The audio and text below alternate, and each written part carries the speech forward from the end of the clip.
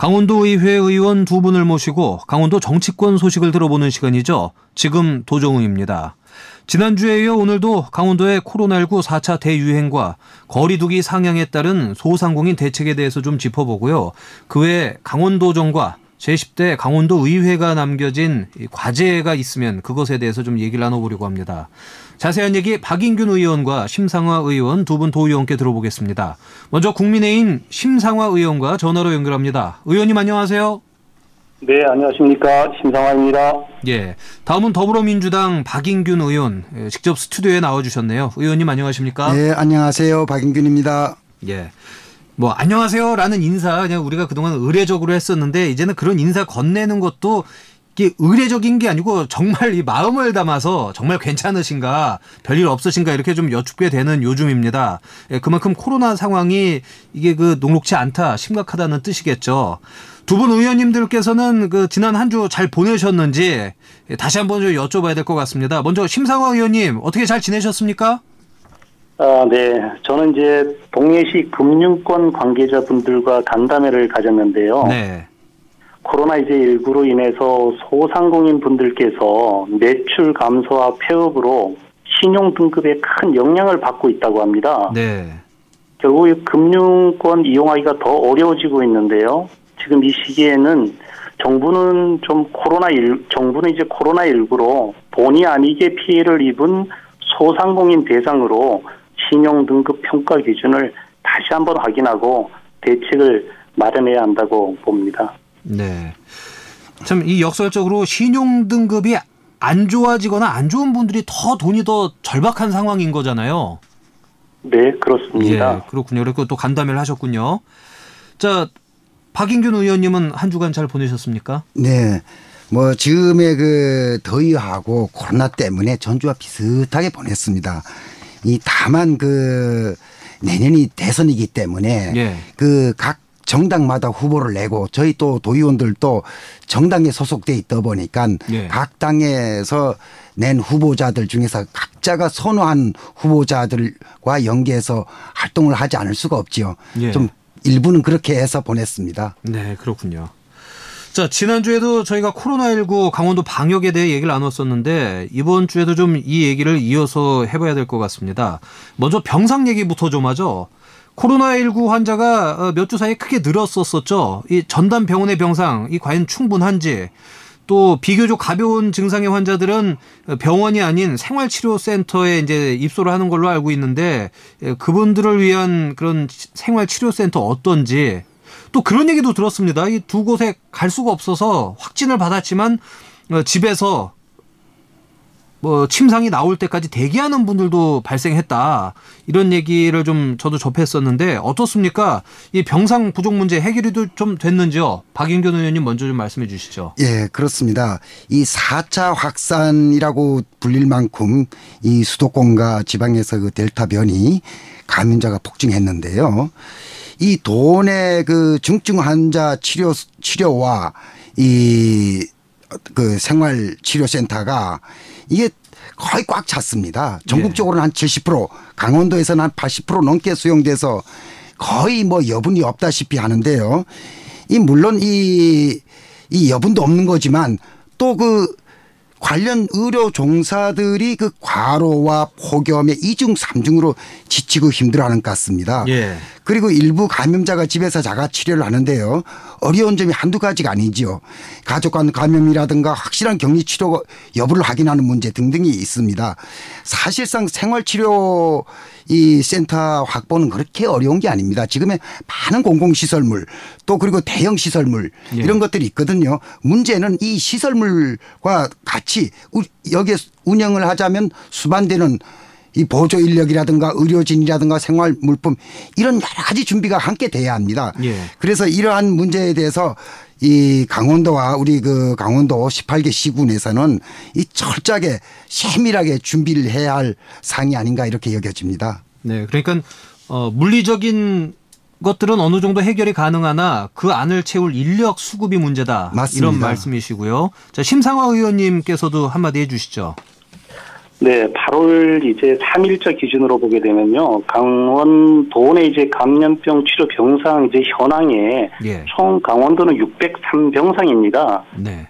이게 이제 생활치료센터, 경증 환자 치료, 또 중환자 전담 치료 병상까지 포함되는데요. 예. 현재 강원도는 428명의 이제 환자가 이제 치료를 지금 받고 있는데요.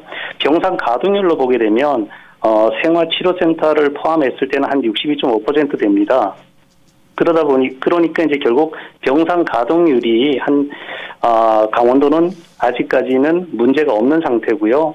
다만 이제 강릉 아산병원 중환자 치료 병상이 이제 만실로 추가 확보를 이제 하려고 이제 병원 측과 지금 논의 중에 있는데요.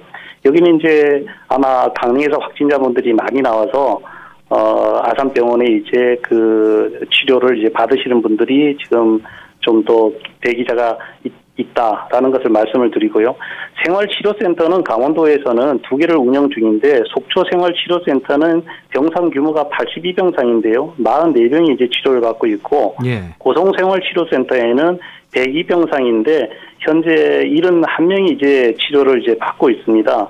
이렇게 보면 이제 병상 운영에는 강원도는 좀 여유가 있고요. 그렇지만 대규모 확진자 발생을 대비해서 제3생활치료센터도 이제 개소도 검토를 지금 중에 있고요. 예.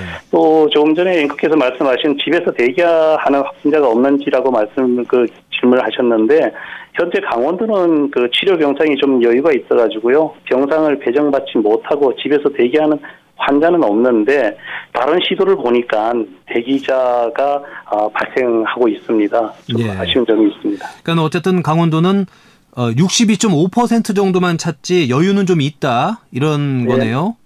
현재까지는 여유가 있습니다. 예. 그리고 만에 하나 그 집에서 뭐 대기했던 분이 계셨다면 그게 도로로 말하면 일시적인 병목 현상인 거지 이 병원이나 생활치료센터가 만실이기 때문에 들어갈 것이 없었던 것은 또 아닌 거네요. 강원도만 봤을 네. 때는.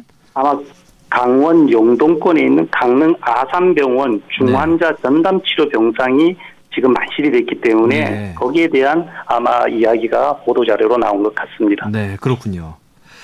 자, 이게 또 가장 큰 문제가 아닐 수 없는 게 이번 대유행으로 큰 피해를 입게 된 게 바로 소상공인들입니다. 이분들을 위한 대책이 이제 절실할 것 같은데 어떻게 보면은 이 영동권은 한 해 매출의 절반 정도를 이 여름 대목, 여름 휴가 기간이 차지하지 않습니까? 근데 이번에 그 4차 대유행 때문에 이 소상공인 분들이 준비를 해 왔던 것도 다 소진을 못하고 또 영업도 제대로 못하고 해서 이 어려움이 정말 많은 상황입니다. 이제는 그냥 어려운 걸 떠나서 파산을 걱정해야 하는 그런 상황에 처해진 분들도 많을 것 같은데 자 이렇게 되면은 도나 시군 차원에서도 뭔가 대책이 있어야 되지 않습니까? 어떻게 대책을 세워야 될지 박인규 의원님께서 먼저 말씀해 주시죠. 예, 그렇습니다. 소상공인들의 희생이 너무 크고 힘듭니다. 그래서 네. 이 강원도에서는 소상공인을 대상으로 같이 강원도 소상공인 백신 자금 그리고 강원도 브릿지 보증이라는 이름으로 지원 계획을 하고 있는데요. 이 백신 자금은 50억 예산으로 8월부터 농협과 신한은행으로 이 강원도 그 신용보증재단과 함께 이 보증협약 상환을 하고 그리고 실시할 계획인데요. 이는 이제 도내 소상공인들을 대상으로 개인 그 신용 등급이 낮아서 제1금융권에서 이용하지 못하는 이런 사람들한테 이 강원 신용보증재단에서 보증서를 대신 발급해서 예. 그 대출 금리를 3% 이내로 하고 2년 거치 3년 상환 또는 5년 그 뒤에 일시 상환하는 조건으로 합니다. 이 거래 은행도 이제 그 보증 한도를 역시 5천만 원에서 2억까지 확대한 상태고요. 예. 그리고 두 번째 브릿지 보증은 200억 정도의 규모로 기금을 조성해서 7월부터 시행하고 있습니다. 원리금을 정상적으로 상환하고 있거나 또 특별한 어떤 사고 사유가 없는 그런 폐업 상공인을 대상으로 해서 기존의 사업자 보증을 개별 보증으로 전환하고 전차 보증 잔액 범위 내에서 만기 연장을 해서 폐사업자가 다시 재기할 수 있도록 예. 이렇게 도움을 주겠다라는 것입니다.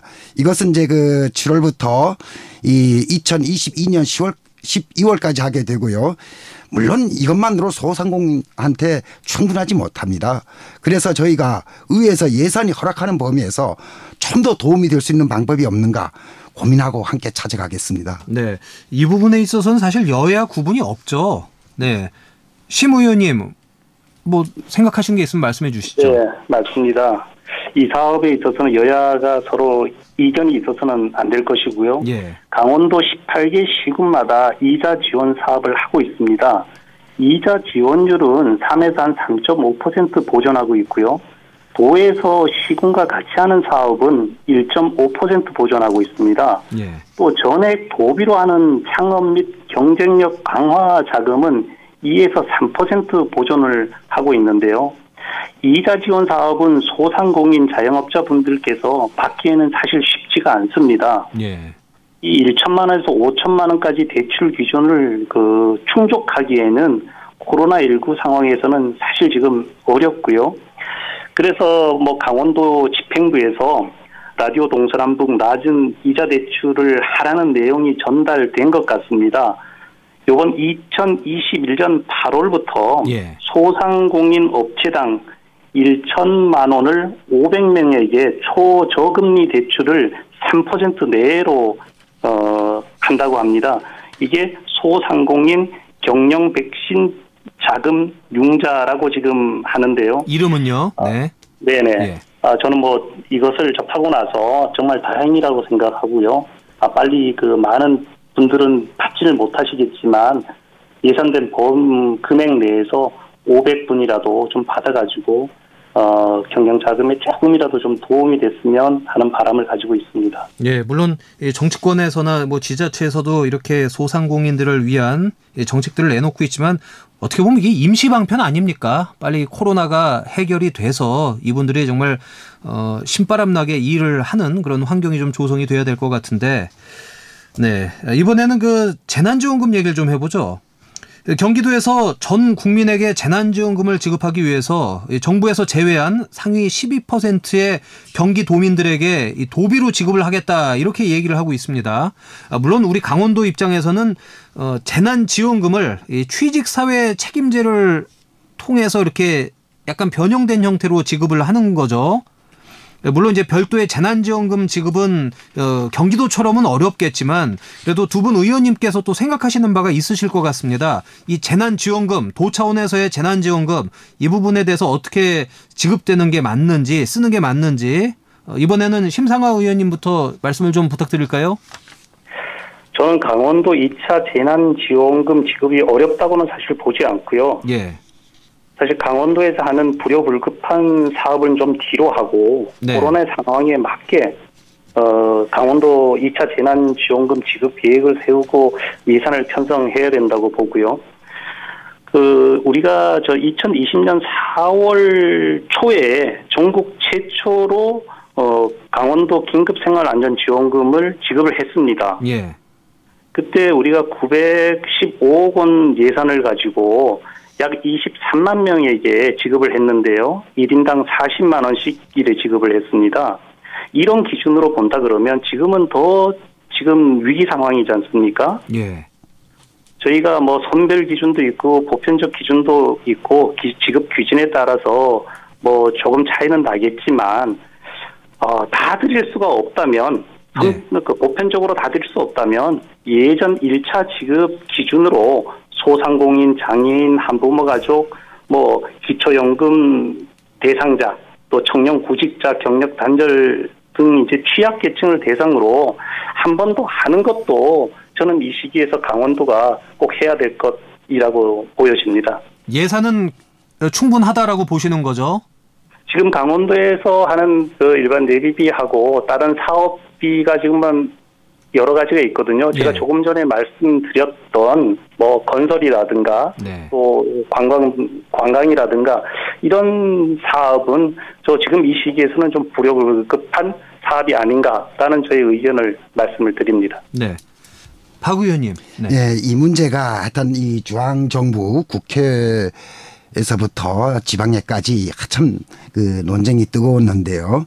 그 쟁점에는 보면은 선별이냐 보편이냐, 선거에 앞서서 금전설파다, 이 긴급 재난 지원이다, 뭐 이런 거에서부터 또 기재부의 재난지원금에 대한 브레이크 문제, 또 그리고 또 여당 의원들의 기재부 관료들의 그 비판, 이런 하여튼 우여곡절을 겪었습니다. 그 끝에 결국 이 정부에서는 88% 국민의 88%에게 지급 결정하였는데, 여기서 이제 경기도는 나머지 12%에 대해서도 차별 없이 지급하는 것이 맞다 해서 이제 그 지금 한참 뭐 이 여야 대권 주자들의 어떤 논쟁이 되고 있습니다. 예. 이 과거 학생들의 이 무상급식 제공 문제와 이 좀 비슷한 논쟁이라고 생각이 되어지는데요. 이것은 결국은 이 재난지원금 이 자체도 결국은 복지와 사회보장제도에 대한 철학과 원칙에 관련된 것이 아닌가, 이렇게 이제 보여집니다. 다만 이제 그 재정적 여유만 있다면 코로나로 인해서 피로하고 힘겨움에 빠진 모든 국민에게 또 내수 경제 침체와 실업 소득의 감소, 그리고 선별적 지원에 따른 행정력의 소비, 지급의 지체, 또는 그 소외감 없는 국민의 통합을 위해서라도 이 금액이 작더라도 모두에게 주는 것이 좀 좋지 않을까 싶습니다.